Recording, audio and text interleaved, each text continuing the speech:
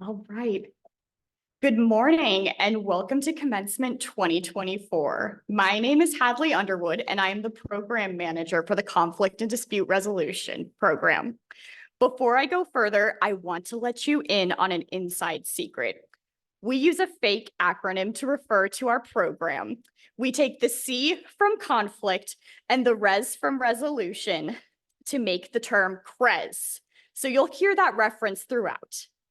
Now that we have that inside knowledge, we can move forward.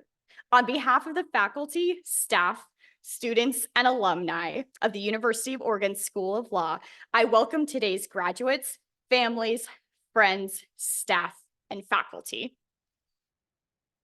Before I continue, I'd like to take a moment to acknowledge the land that the university is located on. Kaiapui Ilihi is the traditional indigenous homeland of the Kaiapui people. The Kaiapui people were dispossessed of their homeland by the U.S. government and forcibly removed to the Coast Reservation in Western Oregon. Descendants of the Kaiapui people are citizens of the Confederated Tribes of the Grand Ronde Community of Oregon and the Confederated Tribes of the Siletz Indians of Oregon. They and other Indigenous people of the tribal nations of Oregon continue to make lasting and important contributions to our community, the UO, and across the land we now refer to as Oregon. We express our respect for the 9 federally recognized tribal nations of Oregon and all other displaced Indigenous peoples who call Oregon home. It is my honor to be with you today to celebrate the CRES class of 2024. For these graduates, today marks the finish line to a marathon marked by coursework, internships, research projects, stress, existential crises, peaks, and valleys. Your presence here today is a testament to your grit, determination, and commitment. All of those graduating today have studied ways to engage with conflict. You have studied the risks and opportunities associated with people having profound differences. Every one of you will have immediate and important opportunities to apply your skills in the world, in communities, in workplaces, in families, and within yourselves. There is no shortage of chances of places where you will have an opportunity for impact.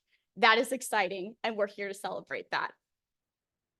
I'd like to take a moment to thank those who have supported you on this journey. To those who are not graduating, we are deeply grateful that you have joined us today. Graduate school can at times be an overwhelming experience, so thank you for all that you've offered our graduates. Your support has been critical to their success. Graduates, I invite you to give a round of applause for those who have supported you.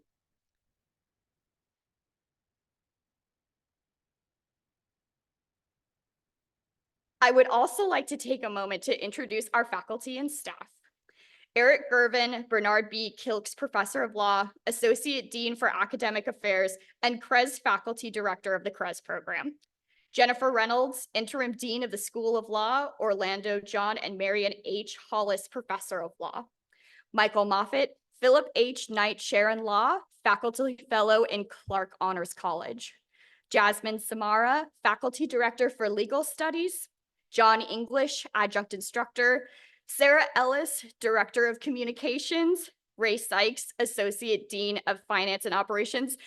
And we have Kat Farron here, who's one of our instructors. So to the faculty and staff in attendance today, and to those who are unable to attend in person, thank you for your unwavering support and guidance for our students.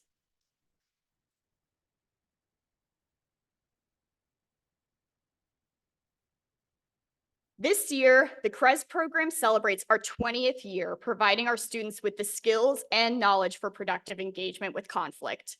The knowledge and skills gained in the CRES program are universally valuable, and our students can have confidence that they will be able to apply them in whatever career they choose. We strive to teach our students to negotiate, to mediate, to facilitate, to listen, to speak up, and to lead. As I look out today, I am confident that we have succeeded.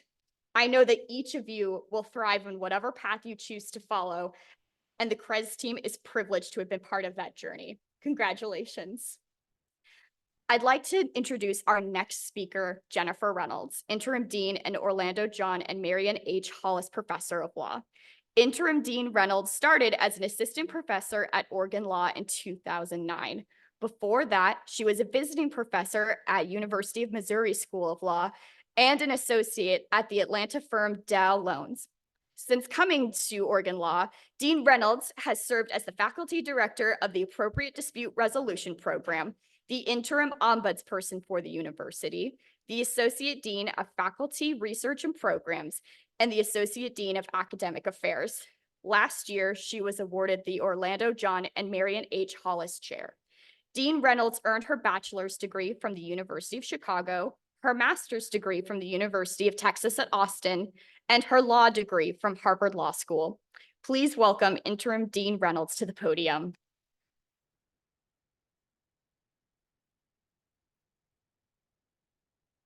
Thank you so much, Hadley, and thank you all for being here. Congratulations, graduates, and happy Father's Day for the fathers in attendance. I am honored to join you to celebrate the Conflict and Dispute Resolution class of 2024. I have dedicated much of my professional life to the study of conflict and its resolution.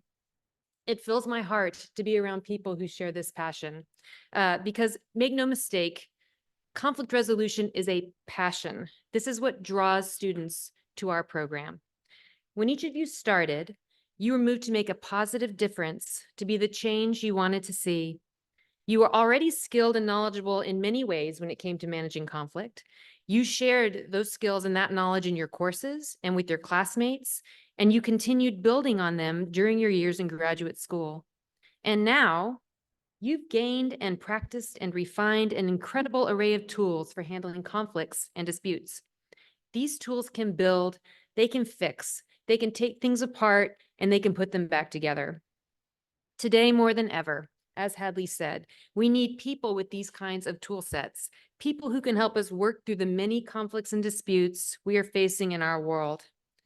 Conflict may be a natural part of the human experience, but what doesn't always come naturally is knowing how to manage and resolve conflict in creative and restorative ways. And that is where you are going to come in. Going forward, class of 2024, you will have many opportunities to use what you've learned here to help the people and the environment around you. This is truly something to celebrate. We are all so proud of you, and we are looking forward with great excitement to where your journey takes you from here. Thank you, and congratulations again to the class of 2024.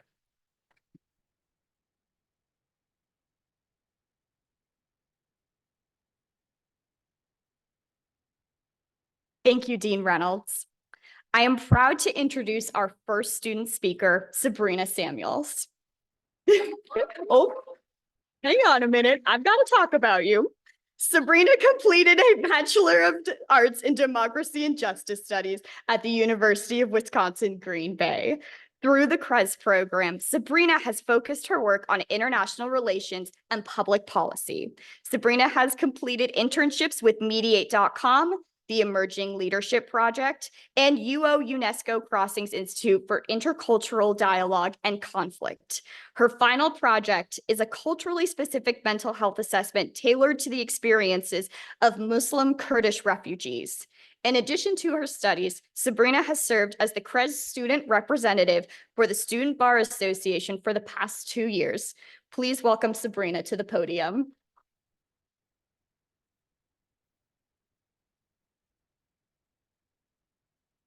Thank you, Hadley.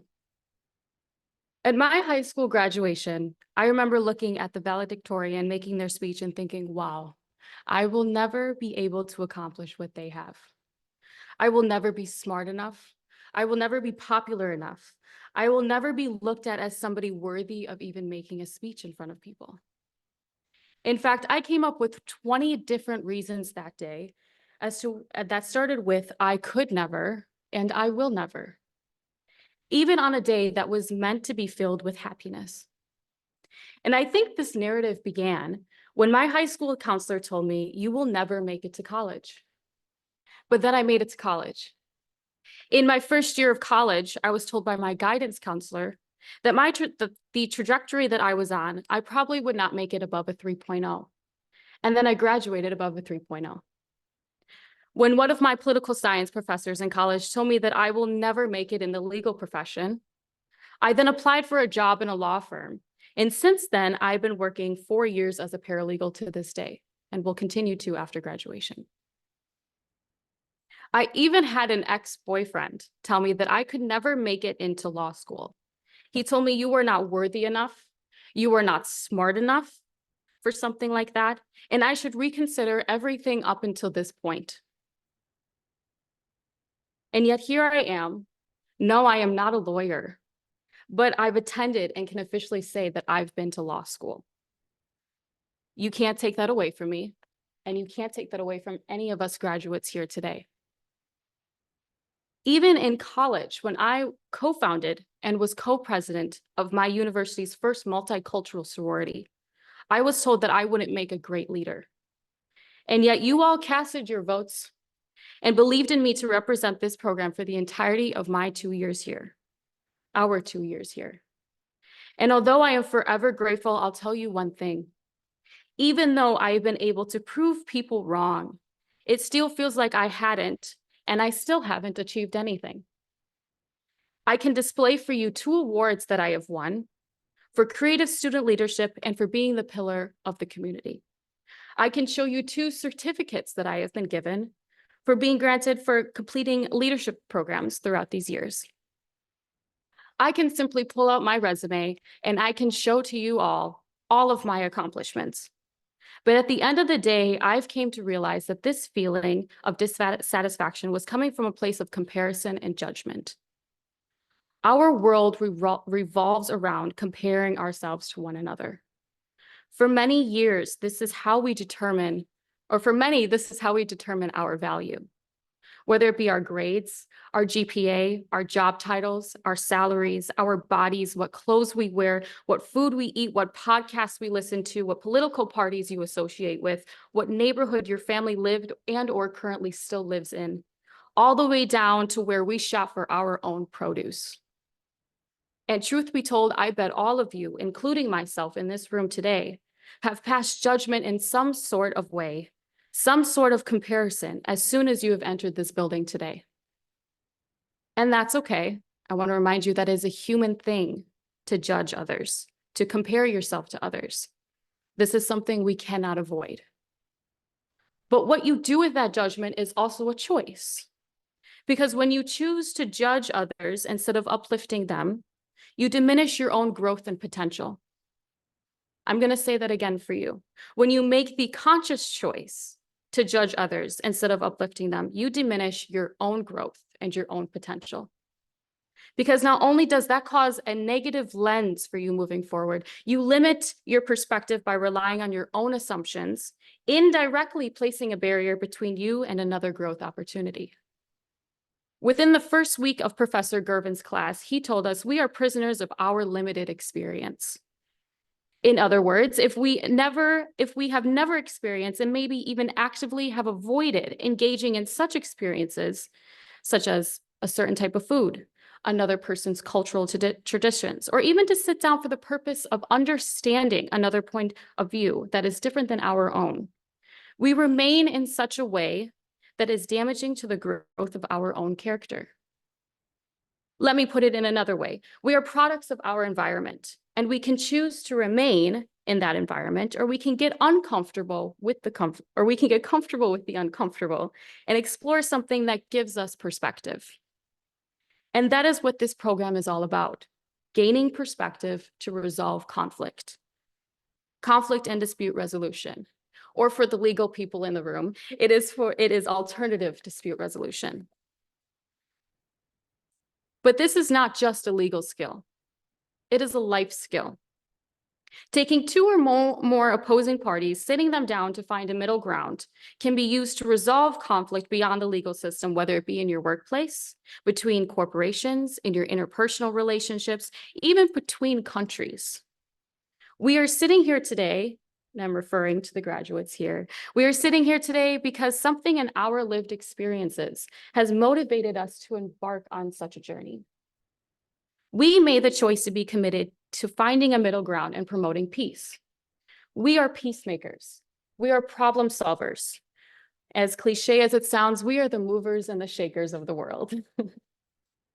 And I want you to remember that when you walk across this stage to accept your diplomas and certificates. We are all on different paths with our own visions of how we want to be active participants in this world. And I know that whatever and however that path turns out, we will all be successful. Because success is not built out of comparison and judgment. Success is built out of what you decide your future will look like. Success is your choice. Success is your vision. And I know all of your futures will be bright because of the decisions we have made up to this point and what you will continue to make in the future. I hope that we will all cross paths again in the future because I am so proud to call you all my colleagues. Quickly, I just want to give a special shout out to my family for teaching me what it means to stare in the face of adversity and still go after my goals. To my friends for supporting me, laughing with me, stress eating with me, and ultimately being there for me in ways I struggled to be there for myself.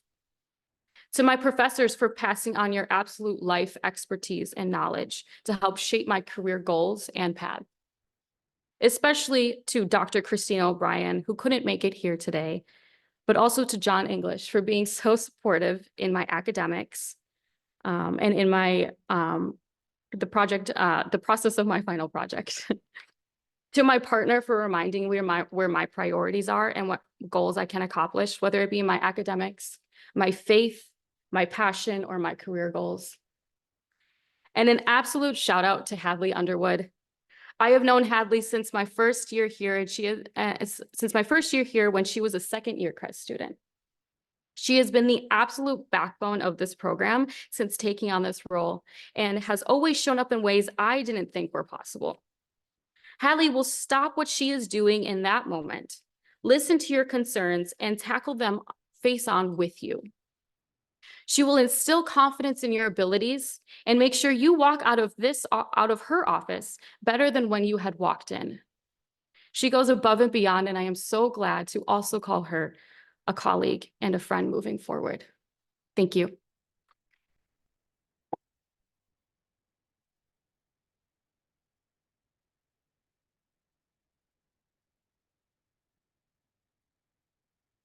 Thank you, Sabrina. I am pleased to introduce our second student speaker, Sophie Silva. Sophie completed a Bachelor of Arts in International Studies and Political Science at the University of Oregon. Through the CRES program, Sophie has focused her work on atrocity, genocide prevention, and human rights fields. Sophie has completed internships with the Environmental and Natural Resources Law Center, the Emerging Leadership Project, Genocide Watch, and the Bureau of Conflict and Stabilization Operations with the U.S. Department of State. Her final project is an atrocity risk assessment of the West Bank. Please welcome Sophie to the podium.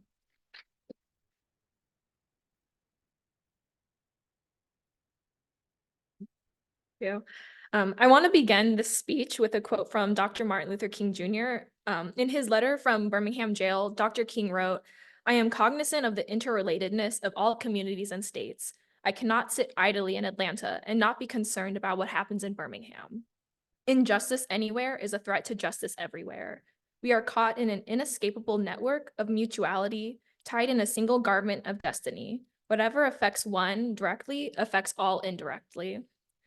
I think that this quote encapsulates an important part of CRES, that all conflicts are interconnected and that all communities are interconnected in some way. We live in such an interconnected world that when justice affects one community, it ripples out and touches every other community in some aspect. Conflict resolution is an interdisciplinary field of study, and that can be seen in all the unique ways of areas of research conducted by my colleagues, from restorative justice in K through 12 schools, to immigration reform, to addressing refugees' mental health, to genocide prevention. There are so many ways in which we have engaged in the conflict resolution field. Despite these differences in our research, we all began in the same place, sitting through orientation, stumbling through 60-second elevator pitches about what we were interested in studying. I can't speak for my colleagues, but I was drawn to this field because I was interested in armed conflict, human rights abuses, and systems of oppression that drive these harms. And as I've gone through this program, I've learned more about how all of these are interconnected, how they connect to one another to drive harm and conflict, and how they connect to issues that often seem much smaller in scale. As someone whose main focus is large-scale armed conflicts, it can be easy to overlook issues of like food insecurity, food scarcity, climate change, and like underfunding of health services. But when I take time to pause and step back, I can find the thread that connects all these subjects together and how they can drive larger conflicts and how they feed on one another. That is why I believe that despite these seemingly random and like disjointed subjects that we all focus on, they're all still interconnected with one another. And that the work we will do in the future will help not only the specific communities that we're advocating for and focusing on, but other communities as well. Elise Boulding was an early trailblazer in the conflict resolution field, and she defined human goodness as the emotional energy for listening to, loving, and caring for others. For me, conflict resolution is and should be centered around community, compassion, and creativity. As for future conflict resolution practitioners, we should strive to center compassion and humanity in all the work that we do. We should focus on collaboration over competition and actively engaging communities in the work that affects them. Change is not something that happens spontaneously. We must work to create change. And to paraphrase Dr. King, human progress is not inevitable. It's not something that's going to happen. It has to come from tireless and persistent work that we do. Sometimes it can be hard to hope for change, to hope for a better world when all you see is pain and suffering, but that doesn't mean that we don't have the capacity to change and to create change. The capacity to believe in a better future for ourselves and our world. Hope is fundamental to our work. How can we strive for change without believing that change is possible in the first place? I believe we should constantly be challenging ourselves to think beyond the status quo. We have to remember that it's okay to fail, to not get everything perfect on the first or even the second try. That the point of our work isn't to be perfect, it's to help. Our work is to alleviate suffering, to end harmful systems, and to protect the rights of marginalized communities. We don't have to be perfect, we just have to keep trying. We just need to care for ourselves, for our communities, and for our world. I want to leave you all with one final quote by Elise Boulding. She said that human life, even at its best, is so full of contradictions, paradoxes, and conflicting needs that surplus energy for love is absolutely necessary to keep human relations from deteriorating. As my fellow CRES students and I leave this program and go into the world, I hope that we remember to embody these values, prioritizing community, compassion, and creativity as we move forward. And finally, I just want to congratulate all of you and recognize the work that you have all done and to get where you are. This journey that we have undertaken has not always been easy, but we made it. We're here today. And I want to thank our professors and my cohort and my friends and my family for all your support. I personally never once felt like I was alone throughout my 2 years here, and I sincerely hope that you all can say the same. So thank you and congratulations.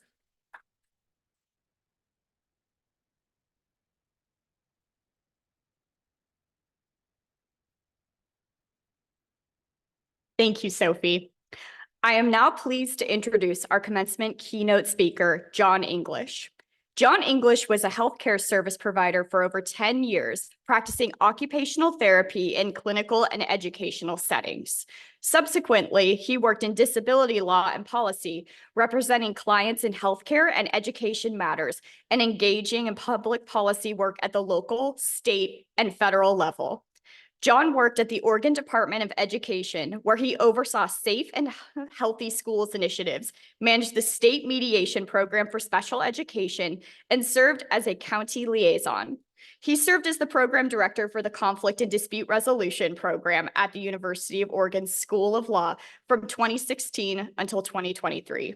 He currently holds a senior policy analyst position in the Government Relations Division with the Oregon Health Authority, but is excited to continue his engagement with CRES and the law school as an adjunct instructor. He holds a Master of Public Policy and Administration and a Juris Doctorate, both from the University of Utah.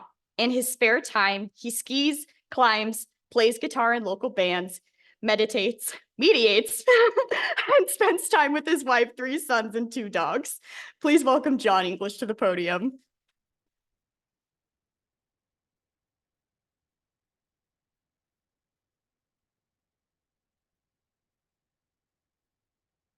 I apologize in advance if I pull out a rag and sneeze into it. Allergies are in full swing for me right now. Maybe some of you in the audience can empathize. We'll just sort of ignore that part of the speech if it happens. To graduates, it's exciting to be part of honoring you here today. You, some time ago, all made a choice to engage in a deep study of conflict, to go on this journey.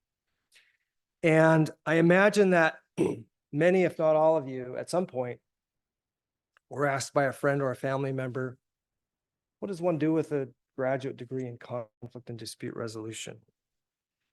And that defies a quick, easy answer, right? That's not something you can answer. That's not your elevator speech necessarily. Because of the fact that unlike fields like marketing or accounting, conflict is diverse, deep, nuanced, and pervasive across all aspects of society. It's universal. And so it really begs a longer explanation. But I'd like to start my remarks today by situating conflict using a framework proposed by the U.S. Institute of Peace. They said conflict is the basis upon which democracies are formed. Pluralistic democratic societies thrive when individuals, groups, and organizations acknowledge a range of perspectives and can manage differences and disagreements productively. Democratic societies are able to manage such conflict non-violently because of strong institutions, separation of powers, rule of law, civil society, a free press, accountability through regular elections, and multiple opportunities for citizen engagement with the government. End quote. But none of that works unless we have individuals, professionals who can go out into society, who understand conflict at a deep level, who can help individuals and groups navigate and engage with conflict productively. And that is where you all come in. You are, in essence, the linchpin of our democracy. So if you forget everything else I say today, remember that you're the linchpin of democracy. No pressure, but you're the linchpin of our democracy, okay? Ken Cloak wrote a book called Mediation in a Time of Crisis, and it came out right during the midst of the pandemic, right after the George Floyd murder. And he said, we've entered an era of escalating conflicts and crises in which our survival as a civilization and as a species increasingly depend not on military prowess, economic might, or political dominance, but on our ability to listen empathetically, to communicate non-violently, to solve problems jointly, to negotiate collaboratively, to decide consensually, act collectively, and to resolve conflicts meditatively. And you have done that. You have all done that. You have studied conflict from angles both philosophical and pragmatic. You've analyzed conflict from the micro interpersonal level to the organizational level to the international level. You have developed skills in mediation, in negotiation, and facilitation. You have applied these skills in specialty areas such as restorative justice and international relations and environmental conflict and many others. But regardless of the particular professional paths that you choose to move forward from today, I want to comment on a couple of fundamental traits that I think really are foundational to our field that I think will serve you well. And I'll use some of my favorite books to illustrate. So the first is Empathy. To Kill a Mockingbird, Harper Lee, a beloved book, was published in 1960. And of course, Atticus Finch, who is one of the central characters, played in the movie by Gregory Peck. He is a widower, an attorney, and father of 2 young children, and a champion for the downtrodden. But his daughter Scout comes home from school one day and announces to her dad that she is done with school, that her teacher is incompetent, doesn't get it, is disconnected, and that she will no longer be participating. And so there's this well-known scene where Atticus goes out onto the porch swing and sits down with his daughter, and he says, you know, you never really understand a person until you consider things from their point of view, until you climb into their skin and walk around in it. And of course, he was trying to instill in his daughter this sense of empathy. But fast forward 60 plus years, another book, Atlas of the Heart by Brene Brown. And Brene Brown kind of challenged and moved that notion a bit further. And she said that we need to dispel the myth that empathy is walking in someone else's shoes. Rather than walking in your shoes, I need to learn how to listen to the story that you tell about what it's like to walk in your shoes and believe you even when it doesn't match my experiences. And that is the deep work that you have all done. You have, in courses like Culture, Power, and Conflict and others, you've really grappled with what it means to foster and facilitate empathy with individuals and with groups who come from very different places. And I think that's really important. Finally, Jeremy Rifkin wrote a book called The Empathic Civilization, The Race to Global Consciousness in a World in Crisis. And he posited that empathy is, in fact, the key to our survival. He said that when one empathizes with another, the experience is an affirmation of existence and a celebration of life. Empathetic moments are the most intensely alive experiences we ever have. We feel super alive because in the empathic act, we transcend our physical confines and for a brief period, live in a shared plane that is timeless and that connects us to the life that surrounds us. So I want to commend you all for furthering your sense of empathy, and I want to applaud you for going forth into the world prepared to help others do the same. 2 is creativity. Another favorite book of mine, Getting to Yes. I think most of you, many of you, if not all of you, read this at the beginning of our program, came out in 1981, and it really set the paradigm on its head because up until that point, programs taught students to negotiate by sitting down to the bargaining table, keeping cards close to the vest, and trying to win by getting as much of the metaphorical pie as possible. And Fisher Urey and Bruce Patton, the authors, said they dared to challenge that paradigm. They said, no, there's a better way. If we can get underneath positions to the underlying interests, the human needs, the basic wants that people have, and if we can do the hard work involved with identifying where those interests have commonality, then suddenly the canvas opens up wide and we have all this space for creative solutions to finding the win-win. Okay. And so I want to commend you all for that. And I want to suggest to you that although conflict and dispute resolution is an empirically driven social science, it's also an art. It's also an art. And there is room for creativity and there is room for improvisation. So don't ever let that be squelched. Finally, idealism and imagination. And I want to share with you, it's probably hard to see, but it's a picture of Don Quixote and his faithful sidekick, Sancho Panza. And my dad gave this to me when I went off to college, and it was his in college, and I've carted it around for 30 plus years. And it has a lot of sentimental value for me, but it also has a lot of symbolic value.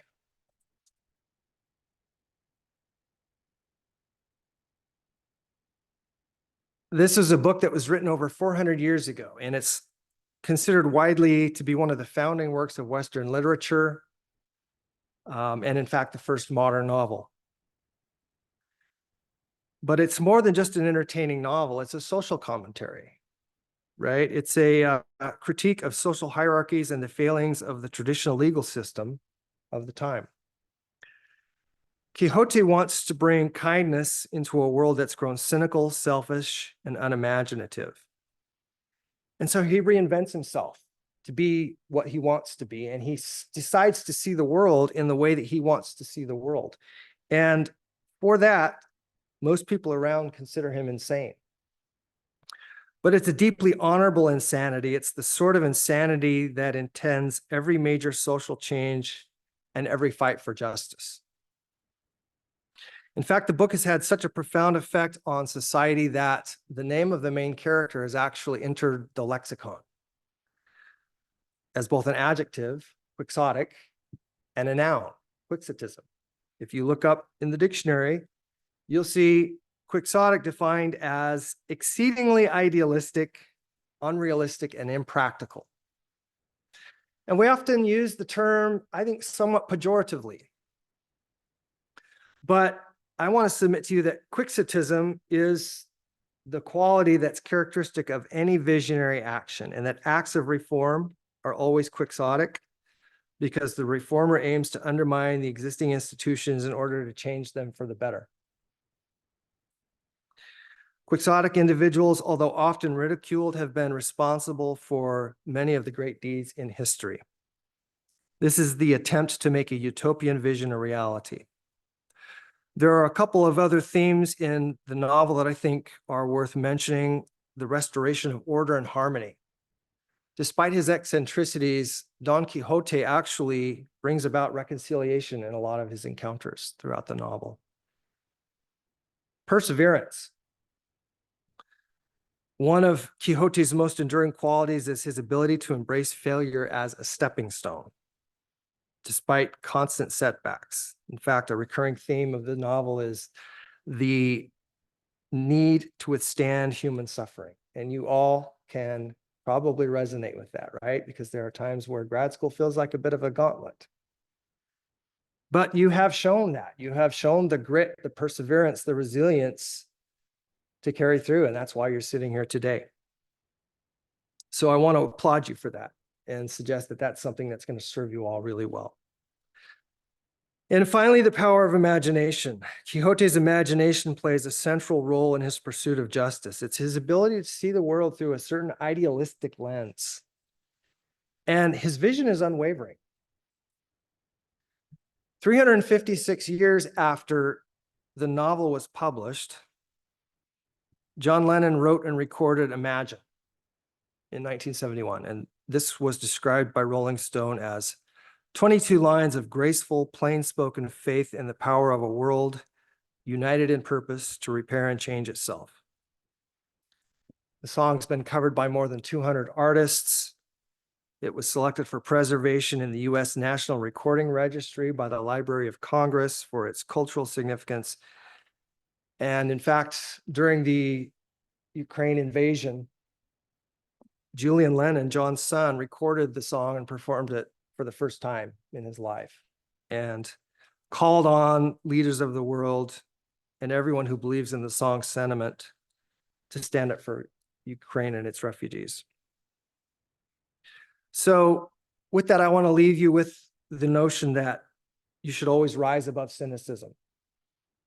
I want to encourage you to never apologize for being an idealist and never stop daring to imagine. Skepticism is one of the very few pastimes that requires no energy and no expertise. And Confucius once said that those who claim that something cannot be done should not interfere with those who are doing it. Margaret Mead said, "Never doubt that a small group of thoughtful, committed individuals can change the world. In fact, it's the only thing that ever has." And in closing, I'll leave you with a passage from Rabbi Rami Shapiro from the Talmud. Do not be daunted by the enormity of the world's grief. Do justly now.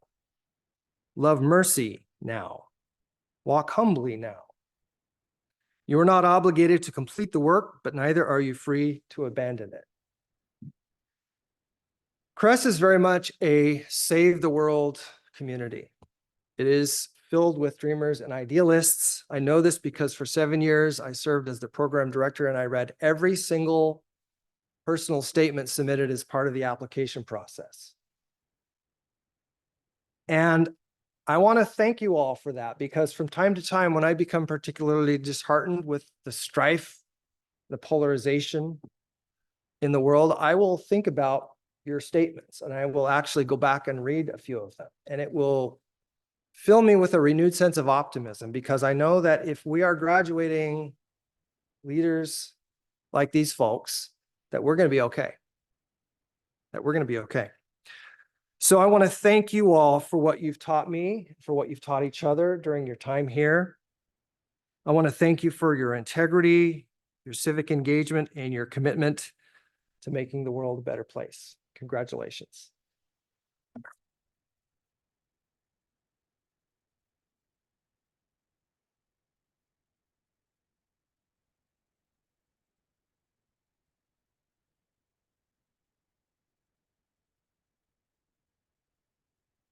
All right. Thank you, John. During the next part of the ceremony, our CRES faculty director, Professor Eric Gervin, and I will present the Conflict and Dispute Resolution Master's Program class of 2024. We will present each candidate and read a short outline of that candidate's background, interests, and career plans. We will recognize each candidate in alphabetical order by last name.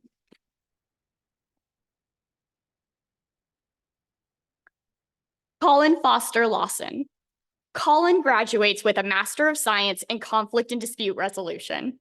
Colin received his Bachelor of Arts in Theater from Lewis and Clark College. During his time in the CRES program, he Center for Dialogue and Resolution and the Lane County Family Mediation Program. His final project, Show Up, Settle In, a summer camp curriculum for teaching youth social emotional skills through theater games, combines his passions for restorative practices, effective communication, and learning through play.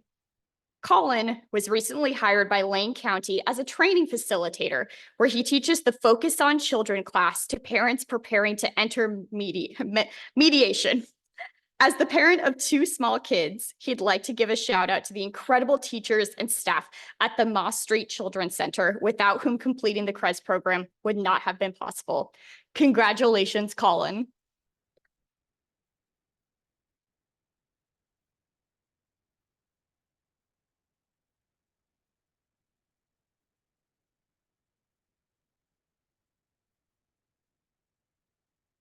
Hana Matsuno.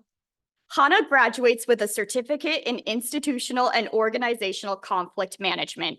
Hana received her bachelor's degree in sociology from the University of Oregon, where she studied the complexities of conflicts without having the means to resolve them. Throughout this program, Hana not only discovered invaluable skills and methods to resolve conflicts, but also found a passion for facilitating harmony and understanding. Her favorite part of the program was the opportunity to practice these new skills while forming meaningful connections with peers and mentors. As she embarks on the next chapter of her career, she is excited to apply these skills as an office manager, striving to cultivate environments of harmony and efficiency.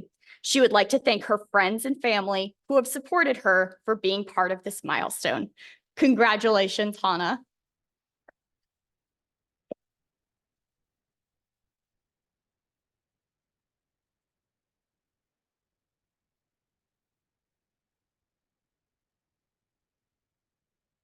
Lupe Partida. Lupe graduates with a Master of Science in Conflict and Dispute Resolution. Lupe is a double duck, having received her undergraduate degrees in Ethnic Studies and Women and Gender and Sexuality Studies from the University of Oregon. She is interned with the UO Nonprofit Clinic, engaging in a governance assessment process for 2 nonprofits in Oregon. The title of her final project is Facilitating Diversity, Equity, and Inclusion within Oregon Nonprofits. Her favorite part of the CRES program was the people in her cohort who share similar values.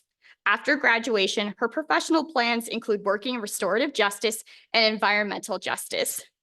Lupe would like to give a shout out to Hadley and cohort 18, her sisters, nieces, nephew, and 2 cats. Congratulations, Lupe.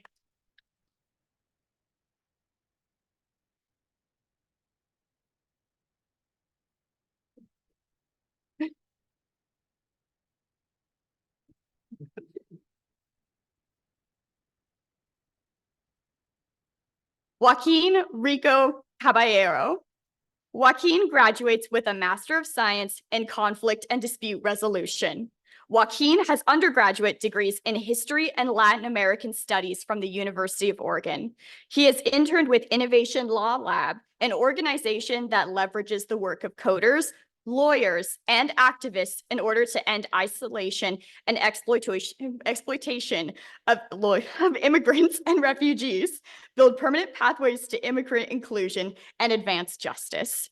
The title of his final project is A New Draft, an attempt to resolve the conflict of the U.S. immigration system and diminish the decriminalization of migrants seeking asylum. His favorite part of the CRES program was taking the Psychology of Conflict course. After graduation, he plans to work in international affairs or within the U.S. immigration system. Joaquin would like to give a shout out to his cohort and Hadley for supporting his CRES journey. Congratulations, Joaquin.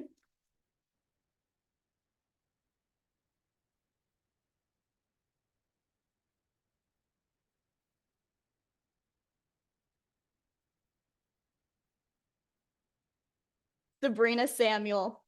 Sabrina graduates with a Master of Science in Conflict and Dispute Resolution and specialization in regional and international conflict.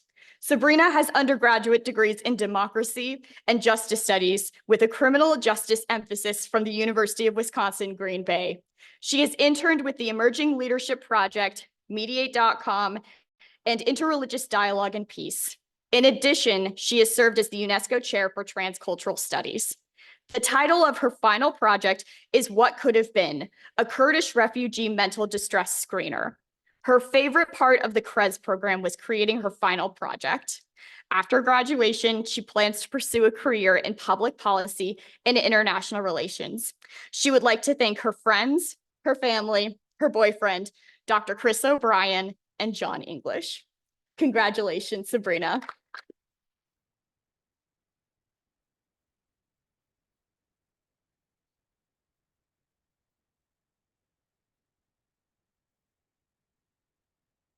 Sophie Silva. Sophie graduates with a Master of Science in Conflict and Dispute Resolution and specialization in regional and international conflict. Sophie has undergraduate degrees in international studies and political science from the University of Oregon. She has interned with the Environmental and Natural Resources Law Center, Genocide Watch, and the Bureau of Conflict and Stabilization Operations with the U.S. Department of State. The title of her final project is The West Bank, an Atrocity Risk Assessment. Her favorite part of the CRES program was participating in the Oxford Human Rights Consortium at Oxford University. After graduation, she hopes to pursue a career in the atrocity, genocide prevention, and human rights fields. She would like to thank her family, friends, and amazing cohort 18 for supporting her throughout this journey. Congratulations, Sophie.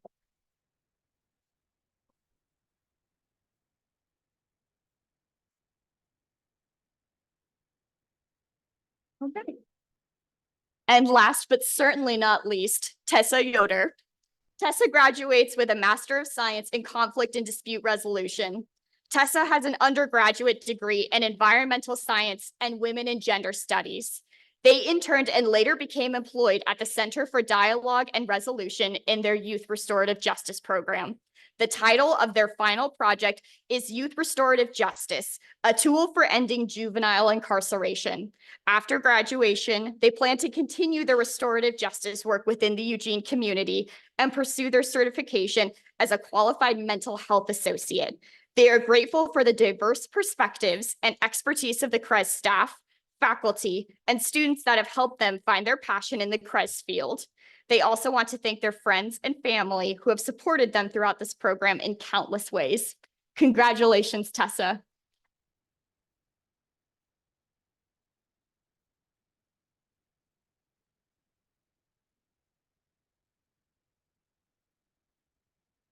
All right, thank you.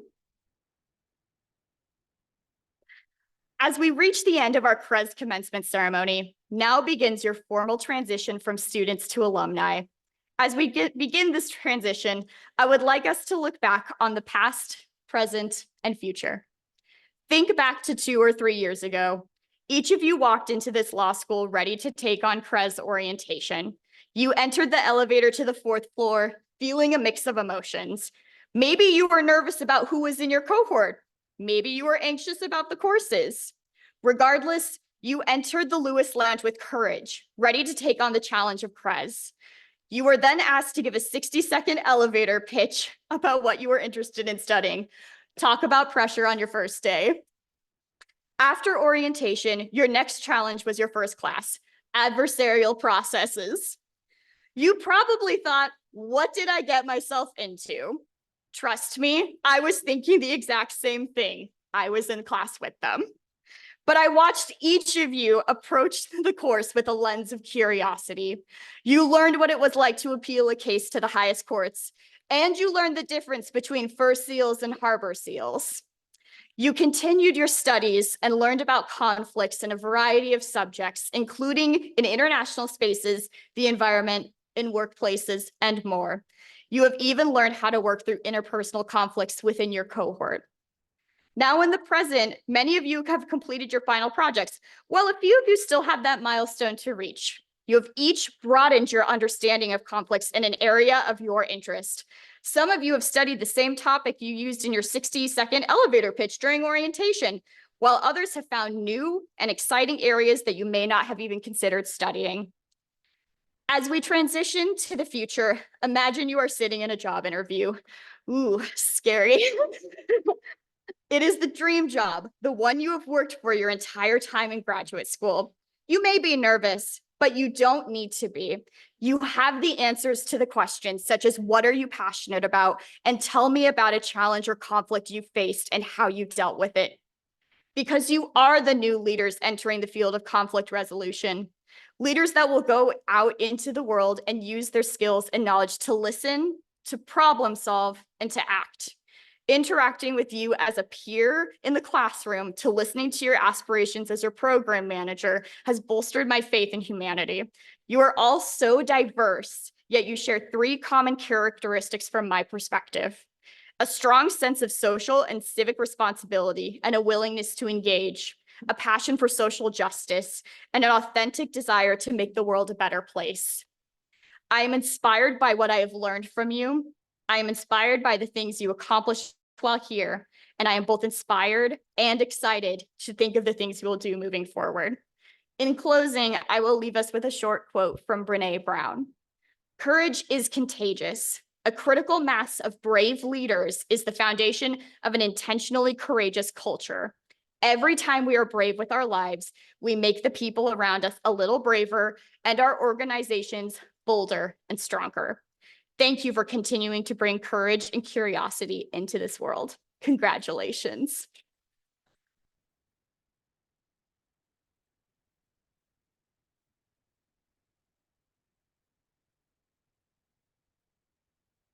That concludes our CRES commencement ceremony. A few housekeeping items before we officially close. Graduates, we will be taking group photos of you in the Wayne Morse Commons, so stick around the area. Family and friends, we invite you to stay and enjoy the reception, complete with delicious food and drinks. Thank you to everyone who worked hard to make this event run smoothly. Special thank you to Jess Yates, who has been live streaming this event the entire time, and to Dave Kennedy, our building manager, who ensured we have a beautiful, well-equipped space in which to celebrate. I would also like to thank my law and conflict studies team of Noah Glissman, who is unable to join us today, Jasmine Samara, and Eric Gervin for their support as I planned CRES commencement. And finally, I would like to thank the students. As some of them mentioned, I was a CRES student just last year and took this position this year. And having the support of the students as I transitioned into this role has been amazing. You have all treated me with such kindness and compassion as I learned all about the intricacies of administering this program. And I couldn't have done that without your patience and compassion. So thank you so much. Thank you all for coming today, and congratulations, graduates.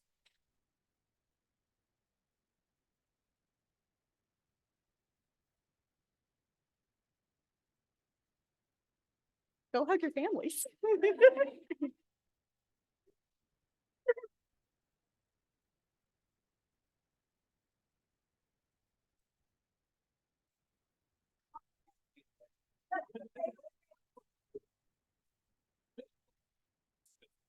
Yeah. Is it connected? No. Oh, hi, we're gonna do a class picture right here. Yeah. Yeah, that's good.